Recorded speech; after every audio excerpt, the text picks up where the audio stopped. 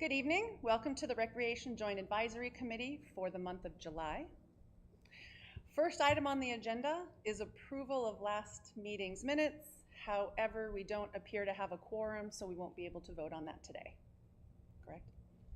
So, since you don't have a quorum, what I recommend that you do, now if another member of the committee shows up, then that changes. I think we have the meeting, but we don't take any votes, and we don't do the training that we were going to do. We'll do that. We can do that next month, especially since we're going to be talking to some potential additions. Might as well just wait till next month. And we've done that in the past, so it's not unusual. But I think other than taking votes and the training, I think we proceed as if it's a normal meeting because that the viewers at home are kind of expecting that. Wonderful. Okay, we have a few visitors with us today.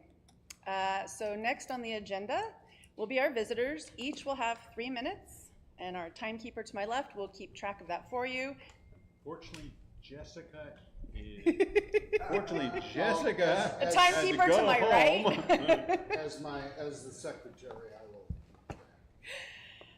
will. The timekeeper on my right will track that for you. We don't generally stop anyone, but please try and stay on point because we do have people watching as well. So if I can first introduce, now that I asked for your name, I turned it. Kim Cook, can you please walk up to the microphone and introduce yourself and tell us a little bit about why you'd be a great fit for the committee? Absolutely. Hi, my name's Kim Cook. Nice to meet you guys. I lived in Bella Vista 3 years and bought my home right around the corner from Dogwood Golf Course in December, and I've loved living here. We moved from Houston. I originally was recruited to build tech at Walmart, and then I have recently just joined a supplier for consumer electronics, leading their new digital transformation department. I actually started my career in public health, so I have a master's in public health from the University of Texas. I know that might not be popular around here, but I'm a very proud Longhorn. I also got my MBA from McCombs as well, but I shifted from HIV research over into being an entrepreneur after, I was in research for 3 years, decided I did not want a PhD, quit my full-time job, and joined a coding boot camp for 6 months and opened my very first business, and then was an entrepreneur for 10 years. So I built, sold, failed, invested in various kinds of tech companies, from website development, digital advertising, to custom software development, and that's how I got led to Walmart. And what I love most about this community and this opportunity is just it's just so vibrant. I use the trails every day. I golf. I use the lakes. It's just, I've never seen anything like this before, even in Houston, and I love to be a part of that kind of committee and that kind of environment. I have extensive experience being on boards in Houston for various healthcare nonprofits, LGBT nonprofits, and nonprofits for kids.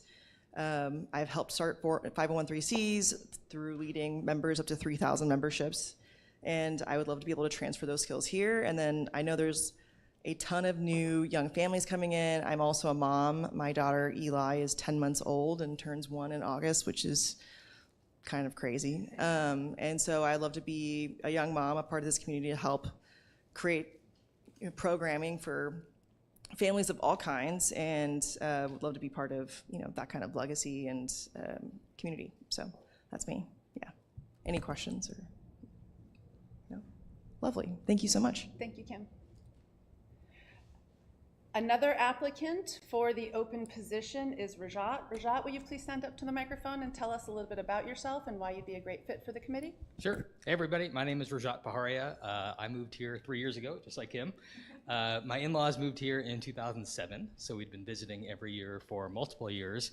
Seeing how Bella Vista has, the amenities here have gotten amazing over those years. I started mountain biking in Blowing Springs way back when, and then more and more trails, and it was, that's what attracted us here. So we were living in California. I have a background in tech. So I was a software engineer, and then a designer, and then a product manager. And we came out here during the pandemic and hung out with grandma and enjoyed it, loved it so much that when we moved back home post-pandemic, we just missed this place so much.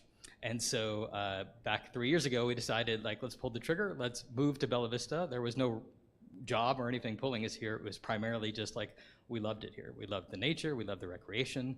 So I personally play a ton of pickleball, do a lot of mountain biking. We live on Lake Rayburn and use that lake a lot. And my wife uses the trails for trail running a lot and does a lot of golfing.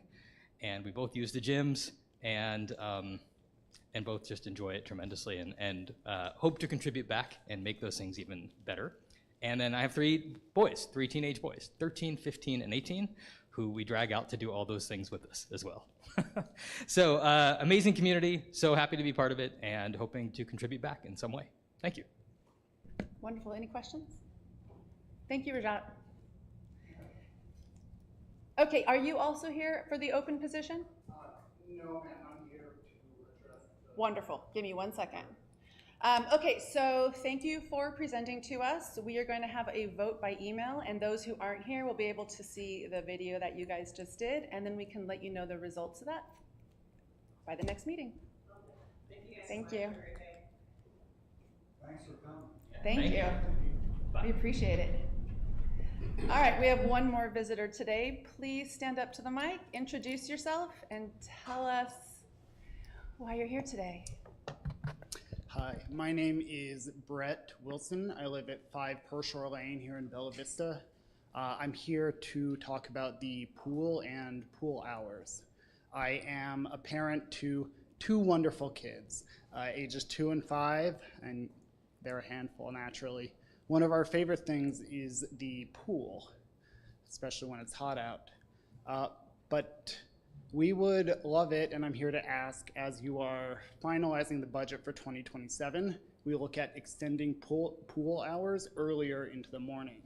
By the time you get to 11, it's nap time, and then it's hot. And then you're into the evening and dinner and earlier bedtimes. So if we could extend it even from 11 to 10, ideally 9, but even to 10, that would be a big improvement for parents with small children. Thank you. Do you have any questions for me? No, this is perfect timing. As you indicated, the committee is going to be talking about the budget. Yep. So we appreciate that you come in with a plan that's looking forward. That's what, yeah. I was in touch with Neville maybe in the city, and he's like, That's like, we're not doing it right now, but maybe next year. So here I am. Wonderful. Thank you, Brett. Do we have another guest that wants to speak?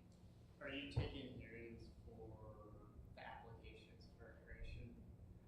People are allowed to say anything about the apps? Absolutely. We had 2 other applicants just come in, but we are welcome to have a third if you'd like to introduce yourself and let us know why you'd be a great fit for the committee. I'm Alan Shidley. I live at 1 Portsbury Circle. Have been an Arkansas resident for the past 4 years. I'm applying for that open committee position for recreation. Professionally, I work in strategy consulting and project management, mainly on societal impact and placemaking projects. So exactly what you all are looking at. I do that at the national and international level. Have worked with towns such as Russellville, Dubai, and London, and on and on. So that's my resume in a nutshell. And why would you be a good fit for the committee? Good fit, because I've been doing this work for the past 10 years, have been doing it at a cost, making sure finances are used appropriately, making sure we're meeting the town needs and giving citizens exactly what they want. Wonderful. Any questions? Yeah, what are the amenities that you most use? That I most use everything. So I'm a young family of a 6-month-old. I use everything from the golf course right there at Metfield, mountain bike trails, the pool, the greenway. I use those as a daily basis, as a need. I commute primarily by bike everywhere, so I'm very interested in that. I would love to see some more amenities such as like disc golf coming around, besides just on the west side, maybe a little on the east side as well. Any other questions? Thank you. Thank you, Alan. We appreciate it. We're going to do a vote by email, and we'll be able to let everybody know by the next meeting. You're welcome to stay for the rest of the meeting, or you can leave if you'd like. Thanks, Alan.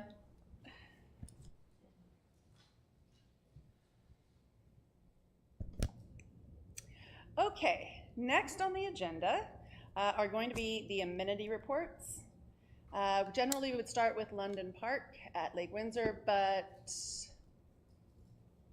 Bob isn't here today, so we won't be going through that one.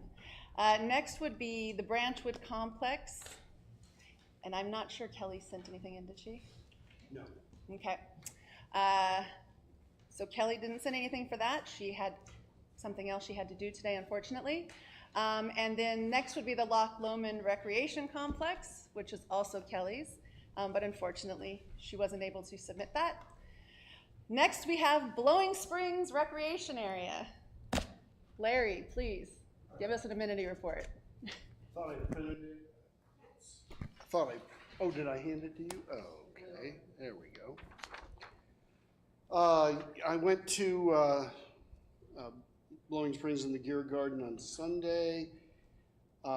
Generally, things are in good condition. The trail parking lot toilet was still out of hand soap, and I really think this is the third month that if someone would address that with the vendor, I mean, I understand it can happen occasionally, but I've been there on different days of the week on my last 3 visits, and it always seems to be out. Turning to the camping area, it was in my budget recommendation, so I don't know where it'll go, but the parking lots need some pothole filling. I spoke with the booth employee. He said it was a bit slow post-July 4, understandable. I asked about the influence of the Oz Bike Park. He said which has just opened. We've had some people have commented that they were using it and that's why they were at the campground. Others have commented they didn't know where it was, and I think that's not our problem. That's Oz's problem to have better signage.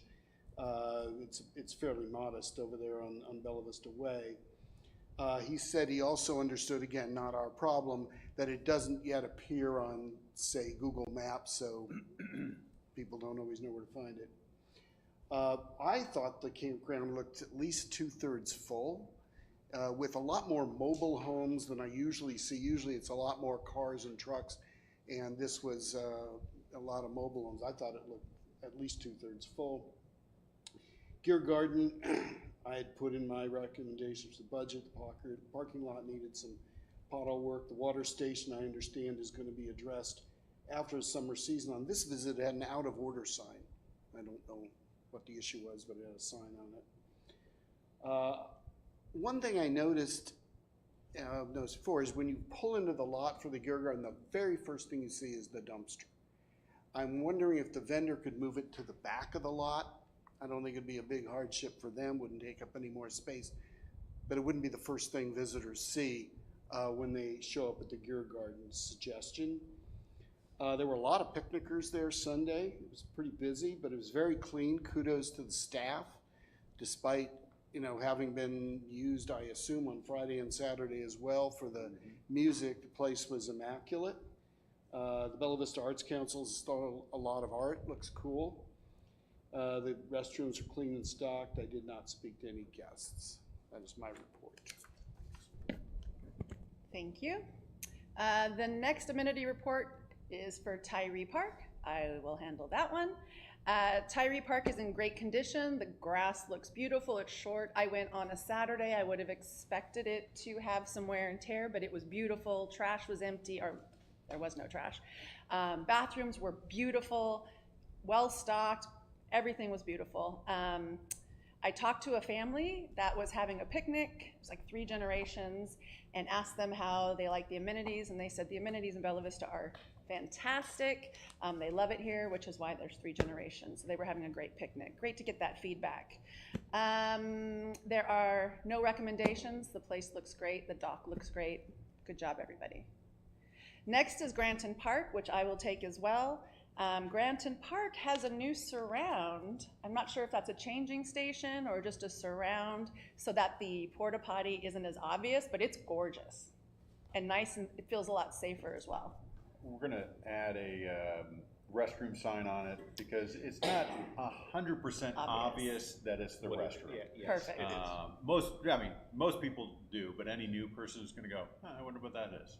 So it's not 100%. So we're gonna add a sign. Looks there. great. It's great because the other one was facing the parking lot, so if you open the door accidentally, it'd be a little interesting. Okay, So it looks great. Additionally, the fish station looked wonderful and clean. Again, this was on a Saturday, so what I've expected, some usage, etc. Everything looked absolutely perfect. I spoke to a couple of paddle boarders that were out there, and they had the best things to say about the docks that are there now, the brand new ones.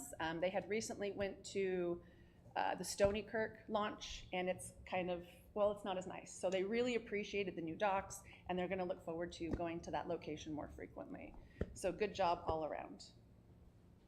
Next we have Kingsdale Recreation and the BV Rec Center. Richard Tyler. That is me. I did a little walkthrough today, and everything looks great at the mini golf and the playground and the rec center. Tennis courts look good. So I really don't have much to add to that. The only thing, I'm still getting some complaints from tennis players about the timed USTA matches. They don't like them. I mentioned that before, and I don't know what we can do about that, but it seems that it's difficult for them to get their matches done during the time allotted, and so they have tiebreaker, you cut off at a certain time and you add up the total games won or whatever, but it's very unpopular.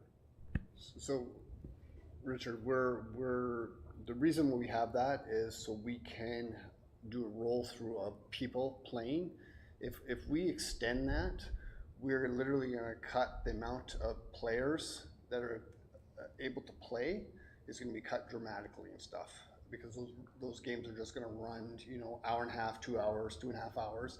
So we're trying to roll through as many people as we can without turning people away, because we're going to have to turn people away, and that's not going to make people happy either. So we're following sort of the industry standard right now across the board of what other places are doing. Right. I think the thought, or what I'm hearing, I don't know if this is even true, but that a lot of non-member teams are signing up here. And the Bella Vista teams are having to cut their time short to accommodate non-residents. Now, I don't know, I haven't really talked to Kelly in depth about that, but that's their feeling.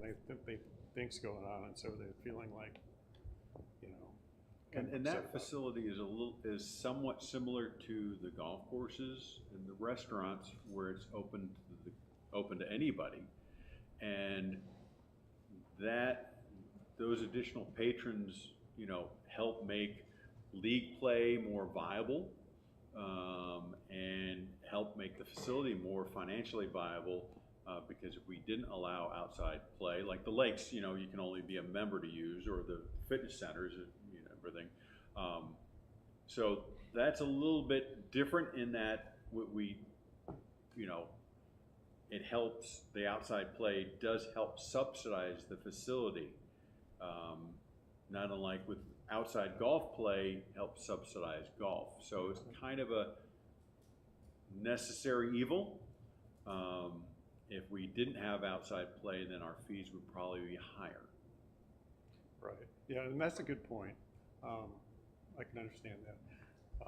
But going back to what Roland said, this is kind of the industry standards that, we can't have a situation where the match, because they go into tie and they extend, I watched a lot of tennis with Wimbledon on, and those matches can go on an unpredictable amount of time. Right. But you can't set a calendar, you can't set a schedule to an unpredictable amount of time. So while we may be hurrying along this group, that allows us to get another group in, and then another group in, and then another group in on a slotted time frame. So I understand it's not necessarily popular, but we are following what the industry has established to try and address that problem. So in general, I was asking Roland, are non-members, non-resident and non-members able to buy annual tennis passes? Yes, they are. Okay. And they've been I've been able asked that to, question too. I didn't know the answer. going all the way back to the 2020 plan. Now, members do get a preferential There's a price rate, differential, yeah. but they are able to do so, and that was really, you know, to make sure that we had enough. If we only had member play, we wouldn't have enough players for team play. Right, that's, yeah, So you got to take the good with the bad. yep, okay, thank you. Thank you, Richard. Did you get anything from Keith? No, I did not. No, I didn't get anything from Keith. Okay, so the Lake Ann Park and Metfield Complex amenity reports, unfortunately, were not submitted. Did you get anything from Brian? Yes, I Okay. did. Next is going to be the gun ranges. Brian Nicholson has submitted his report to Larry, who will go over it for us. Give me a second to pull it up. I didn't realize it wasn't going to be here.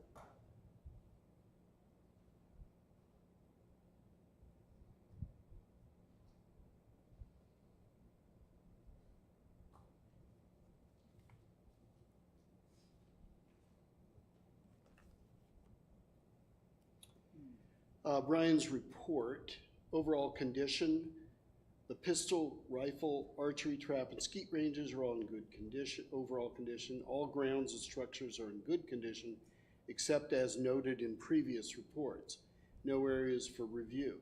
Member interactions, there were approximately 24 members/guests at the shooting complex at the time of evaluation. I spoke with the Bella Vista couple who are regular users of the range. They both had very positive opinions of the range and of Bella Vista as a whole, made no recommendations for changes to the complex, no additional observations. That's his report. Thank you, Larry, for reading that. Sure. Next will be Tanyard Creek. Alan, please. All right, Tanyard Creek.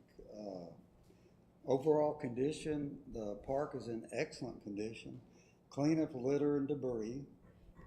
The interpretive signage explaining floral, geological, and historical information are available.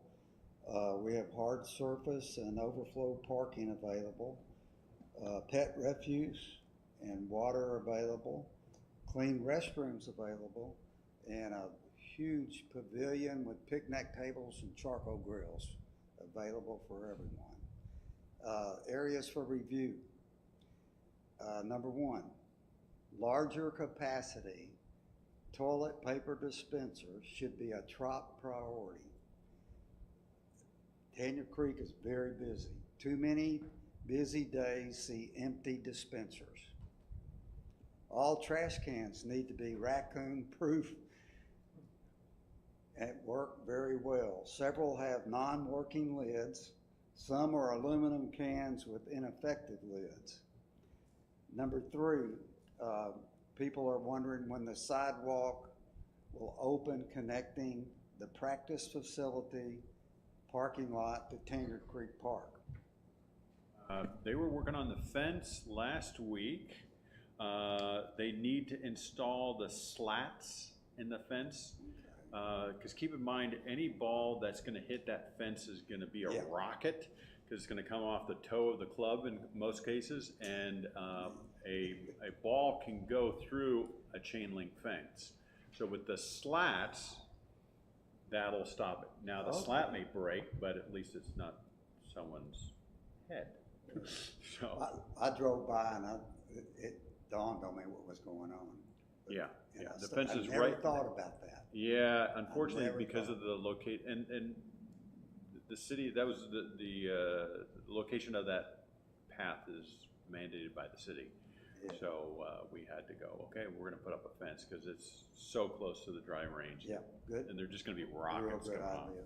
idea. And then when it does open, it would be nice to be able to maintain the unpaved walkway over to the park and somewhat, mow it maybe. Yeah, we'll and we can- maintain it as unpaved, and the ideal thing is in the future at some point to pave it all the way up to the Yeah. bathroom.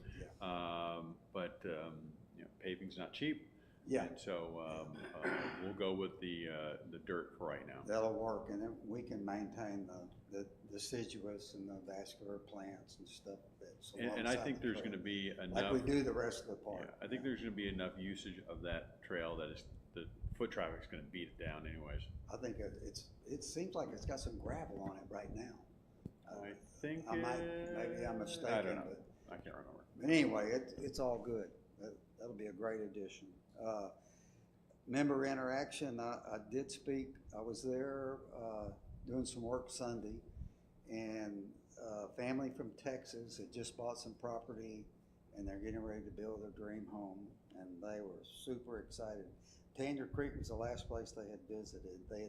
I went through the whole list, and they had already been to everywhere else at Tanya Creek, and then they're going back to Texas and hauling their stuff back up here. They live in West Texas, and he said, there's no trees there. Just big, what do you call those things? Tumbleweed. Tumbleweeds, just big tumbleweeds. Anyway, the Tanya Creek Nature Trail volunteers continue weekly work days, keeping the park clean of litter and debris. Blowing Springs Greenway Trail, overall conditions excellent. There is an area for review when you're leaving the gear guarding, coming back to the front parking lot. There's the road that crosses. There's some vegetation hanging down that's blocking the traffic signs, you know, to let people know there's bikes crossing and all that. So it's a safety issue. So yeah, that's the only thing I saw. Everything else looks great. And the rest of the trail news, are you going to cover the extension of the Greenway from Mercy over to Bluebird? Or okay, and the closure is it next week they're closing, or the 1 week from today? Okay, that's all I have. He's going to catch the rest of it. Thank you, Alan. Thank you. Next, we'll be going over some current business.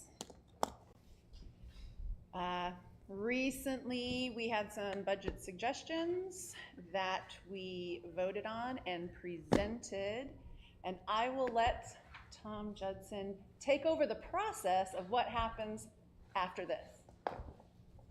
Thank you for getting this done on time. I really appreciate it, and for ranking them in order.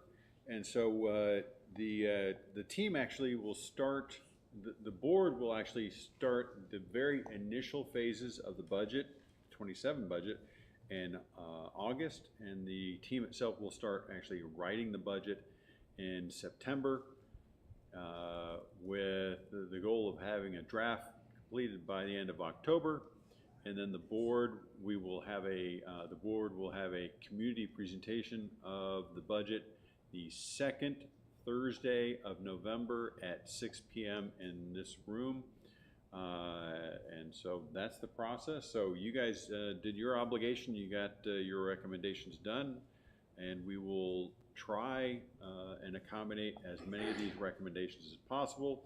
I think I've indicated in the past, you know, sometimes we're able to do number one and maybe, you know, only number one, and then we have to jump down to number 5 or 6 because of budget constraints, and number 5 or 6 is less expensive and so forth. I gave the same speech to the golf committee. Their top 3 were cha-ching, cha-ching, and cha-ching again, and so I said, look, we can't do all the top 3, but we'll try. But number 7 was pretty reasonable, and we might do 1 and 2 and then drop down to 7. So I have a request, if it's possible, before the board gets into the concrete phase, so to speak, would it be possible to know what the staff recommendations to the board would be so that we know what happened to so basically feedback to us? yeah, unfortunately, towards the end of the budget process, we have a very brief amount of time. And because the budget is actually presented to the board the first week of November, and then we present to the community the second week of November. So we have just a very limited amount of time. So we hear you, we appreciate your input, and what we'll do is we'll get back to the committee with an answer. So that's a really polite no. Well, as you can imagine, and that makes it a little problematic because it seems a bit, I wouldn't say pointless, but we make recommendations and we never know what happens to them, so to I speak. would disagree with that. In most cases, we're able to Well, I accommodate. didn't feel that way last year. Okay, and you're telling me I'm not gonna hear anything either this year? Now, the At this- presentation of the board the first week of November, is that a public board meeting? No, but the second one is, and the board does not vote on it until the third week. So if you Okay. were to attend the budget meeting on the second week of November, second Thursday, and you disagree with anything that's included or excluded in the budget, that would be your opportunity, because we always have an open forum section at the end where you can say, hey, what about this? And Does that take place at the second meeting or the second third meeting, at the So second before meeting. the vote's taken, because after the vote. a it's week obviously before the not. vote is taken. And so we encourage our community to come to the community budget presentation. Unfortunately, traditionally, we have less than 10 and often less than 5 people attend from our community. So we encourage you to come. But this committee has fulfilled their obligation, and we appreciate it. Will that be a Zoom meeting? on the- Yes, we live stream. Okay. Just a little bit harder. Hey, you could watch via Zoom and then send an email into the board and say, hey, what about, you missed this? Okay. Thank you. You got it. Next on the agenda is new business. Are we going to not go over that right now because of the quorum? I don't think we should go over the pickleball recommendations because we don't have a quorum. I think it best that the committee, we'll send these recommendations out to the entire committee, have them digest it for next month. I have a couple of questions, not about the specifics, but about the process. And I agree with you, I'll send them out with a note or whatever to the Perfect. committee so they can see them, so we can be more intelligent next month. Were these drafted by staff alone? I know there's no formal pickleball lobbying group, but there are informal ones for all of our amenities. I'm just curious, did they have seen this? Did they have input? Did they be a bit more? So Roland and I were contacted by some pickleball enthusiasts, members, and we met with them, and they made some very reasonable recommendations, and we took those recommendations and incorporated them into these guidelines, and then we added some more. So Roland did the bulk of the work. We wrote it up, and then I made a couple suggestions. And so that's where it came from. Roland's been in the recreation industry for decades, so this is nothing new to him. And I write more policies than I care to admit. So. Thank you. Next on the agenda would be board liaisons. Unfortunately, You have Bob here. I'm here. Bob, welcome. I'm here. Is there anything you'd like to add? No, I probably would, I would agree with Tom that, it's better if everybody's included before we make recommendations that everybody can live with. And I would strongly suggest that when you're making recommendations, if you have a large group of people that are like-minded, try and persuade them to come to the meetings and give us their opinions, because I think the board really appreciates hearing from a larger group of people that are interested in a specific program or amenity. That's all. Are you talking about the pickleball stuff, Bob, or are you talking about just something generally?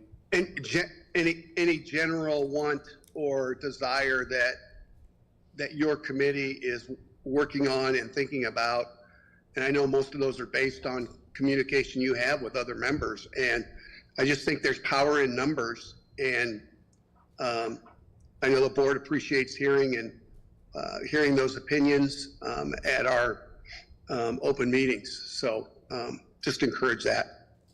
Thank you. Thank you, Bob. Next on the agenda will be the POA staff reports, and we'll begin. I've spoken enough. Okay.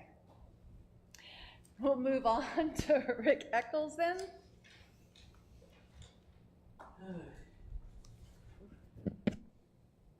In considering our attendance, I'll be brief as well.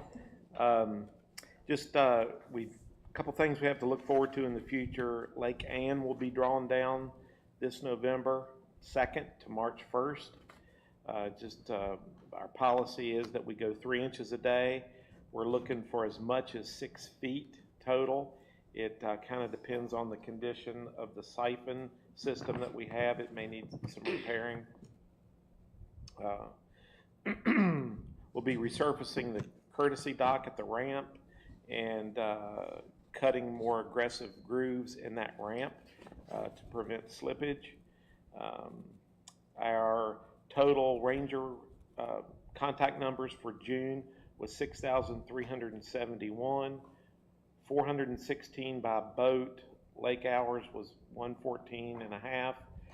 Anglers versus recreational users was 2,087 anglers versus 3,289 recreation. They were pretty much neck and neck until the warmer season, which you would expect. And we removed 395 non-members from the property this year, or this last month. We began today the installation of our 30 new kayak spaces at the Tyree area, the Tyree Park. That will bring our yearly total to 82 new spaces, and that's where we're going to stop for the year. Let's see, skip on down. More than 150 total, which is nearly double from previous year. Let's see, we have a dam safety workshop that just got rescheduled from September the 29th to October 6th. That's open to the public. And there'll be more information about that coming out. Let's see, lake and stream E. coli samples have all been good so far this summer. Chris Fuller is still looking for a Secchi disc volunteer at Lake Avalon. That's someone to take measurements of water clarity and report back to a spreadsheet. If you have any, if you feel like you can help out with that, the number is 479-855-4472.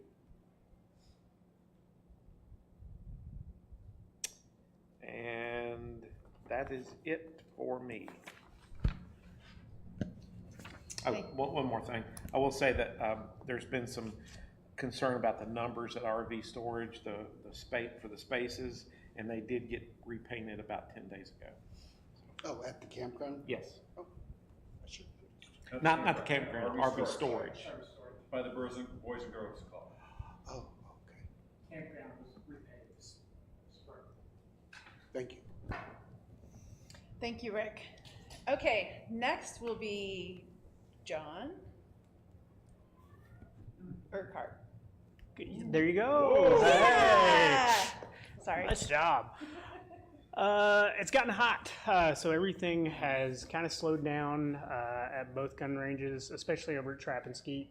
Tends to be a little slower this time of year, which is great. We've been busy through the spring and all the way through June. It will allow us to kind of catch up on some of the maintenance that we really need to do. Classes have also slowed down. It happens every single time around this time of year, so we kind of expect it. However, last month, the weather was a little nicer. Over at Rifle Pistol, we saw a increase of 23.1% year-over-year attendance, which is incredible. I choose to believe it's because we installed these really huge fans. Not really, but it does make for a more enjoyable experience over there. We've got nice moving air underneath the shooting positions now. Trap and Skeet is running neck and neck with about last year, but it did increase 3% year over year. We also had the Cancer Challenge last month. That was a huge success. It seems like it grows every year. This past year we had the Youth Night Tournament. This was the largest one we've ever hosted. We had just over 90 youth shoot during that tournament. And the Cancer Challenge probably rivaled the largest one we've ever seen. So all good news. We're going to get to work on that maintenance. That's all I got. Thank you, John. Next, we'll have a report from Trey Anson. Right, trail numbers up 5.5%. So steady and good use of the trails. The big deal is the connector from the Allen's parking lot to Bluebird. That's the Greenway construction. They repaved or partially repaved the parking area behind that strip mall, which is where the trail is going to go. It's going to be painted lines on that, but they ended up doing a freshening up there. That's done. The trail is going to run along the creek through Burksdale South, so that won't disrupt any of the Burksdale South fun. Everybody can still do what they've been doing. We won't see an interruption there. There's going to be construction under 71, under Bella Vista Way, which will shut down traffic there for a while. In addition to the trail at Bluebird Park, the paved trail, we're also doing a mulch pit underneath the original treehouse section. We did a mulch pit at the new section. We're going to do a new barrier and install mulch there. So that section of the playground area will be closed for some time. The access from the parking lot to the park is open currently. You just often have to go around depending on what machinery is there. But a week from today, for 1 week, the entire parking lot will be shut down as they're going to pave that. And then it's my understanding that as they're paving the Greenway, we should be able to get around what they're doing. So once the parking lot is back open, end of next week, we should still have access to that area.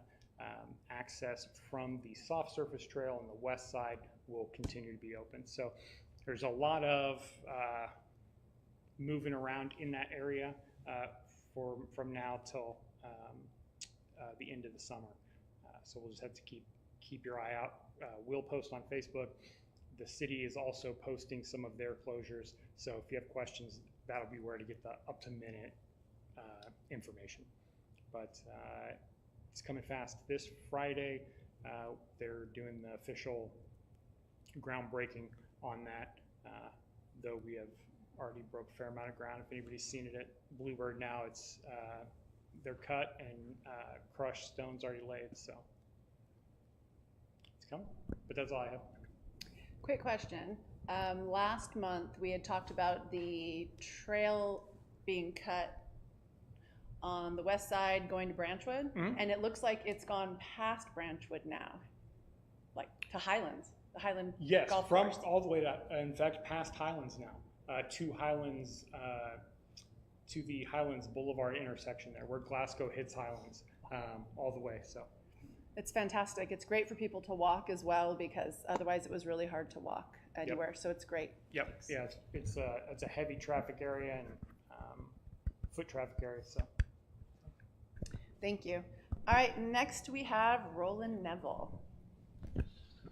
So I'm just going to touch on what Trey said about Bluebird. Me and Trey were down there earlier today, and we've been in talks with the Trailblazers, and there's a few minor intersections where children would go from the parking lot to the playground, and where the new paved bike path is going to go through. So just that sort of intersection where they meet and stuff, I had a few minor concerns with that. So there's going to be some additional signage, some different kind of paint on the ground, just warning people, hey, you know, there's people going to the playground and there's bikes going through at the same time and stuff. So they've been very open to that, and are willing to, you know, put in that additional work. So we're really happy with that. So. Other than that, busy July 4th weekend for the outdoor pool season. We're super busy at all locations. If you had a chance to drive by at any of the locations, they were jam-packed. No news is good news in my eyes. We didn't have any major hiccups. Everything ran smoothly, so we're really happy with that. And currently this week, we're super busy. We have swim team, we have swim lessons going on. We have a bunch of registered yoga, paddleboard classes happening at the beach. So we're full throttle this week. Awesome, thank you. Oh. I have one compliment, is in the rec, there were doors, little locker doors, and then there were some issues, and so they were taken off, but now we've got a whole bunch of cubbies with locks on them now, and I want to thank you guys for doing that. Appreciate it. Yep, perfect, thank you. Okay, are there any final comments? On the pickleball guidelines, this is the first time I've seen this. I don't know if it's been presented. No, this is we're just presenting this today. Okay. Yeah. Okay. On the first item, the paddle up system, what does that mean? What's the definition So of it? they have a rack where you can go up and put your paddle on there, and they go in order. Okay. That way, you know, nobody can cut in line and that kind of stuff. So it's called a paddle up. Okay. Okay. So basically, that puts people on the court.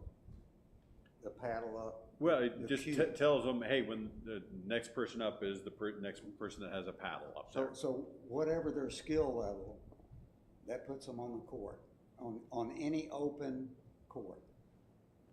So you say Branchwood has 6 courts. So when you queue up, if your foursome comes up, regardless of skill level, you go to the open court. Is that correct? Is that how that works? I mean, there can always be some variation, but the paddle up system is, you know, if you have a group of 4, they're putting the 1, 2, 3, 4, and then when that court comes free, let's say court number 2 comes free, you're next in line. Okay. Yep. Okay. So in these guidelines, there's no system for different skill levels on the courts.